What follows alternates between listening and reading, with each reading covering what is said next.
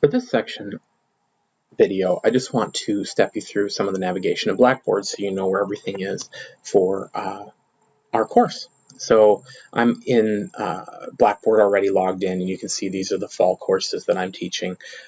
You would see the courses that you're currently taking this fall, and you would go into Python 1, and then it would take you to the announcements page. I'll come back to this in a moment. As you can see on the left rail, you've got navigation here. If you're on a small device, you may find that this gets automatically hidden, so you'll need to get it to fly out here from the side. And there you can see that you can see all the navigation again. The second item on this list here is syllabus. As I said previously, this semester has multiple sections, so make sure that you're downloading the syllabus for your section. They are all very similar. I just needed to tailor them to the different sections.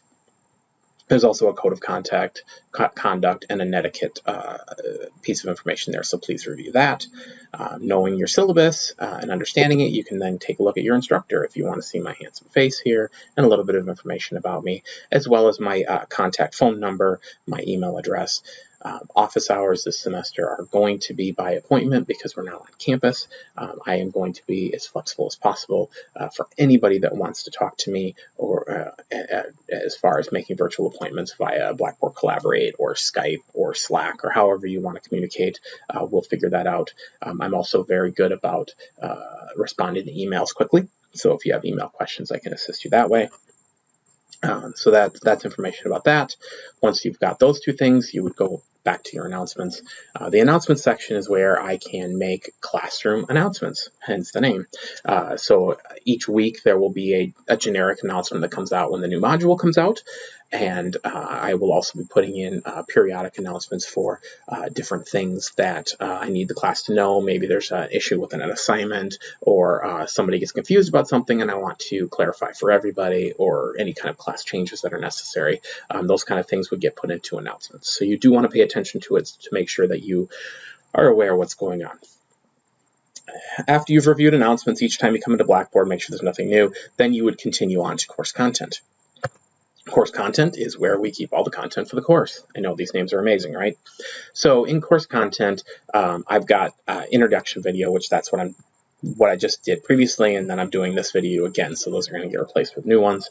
But then you would continue down and you would be able to see the different modules for the semester. Now you're not going to see everything, you're only going to see the current module. So you would see module 1 here. I also came down to the bottom of this window because I wanted to point this out. As I said previously, in this course, homework is accepted for half credit up to 1 week after it's due. And after that, the folder will automatically disappear. But because the information can be useful for you in subsequent weeks, I'm going to go ahead and bring the modules back, but I will make the assignments unavailable. You will know when the assignments are no longer accepted because the module will fall below this line here. And you can read, it says, no work accepted below here. The folders below are for reference only. No work will be accepted. So once a folder falls below this line, you can utilize the information in it if you need to remember how to do something, but you won't be able to submit any work. So those are the different modules are in course content. Each week you will get a new module, and you can see they're dated here. If you go into the module, you can see that it is broken down into topics just to help make sure you can focus specifically on one piece of thing at a time. So you just want to typically start with topic 1, work your way down. Also, you can note here that each week you can see we list all of the assignments that are due that week, as well as the location for them and how many points they're worth. So make sure that when you think you're done with a module that you have an assignment submitted for each one of these items to get credit for it. Also, in each module, as I said previously, there's a help Q&A help section here where you can ask questions to myself and the class as a whole to see if anybody can assist you, or if other students have questions, you can assist them. So you click in here, and if you had a question, you can see that you can come in here and put in a new post. So you do a create thread, type out your question, and submit it.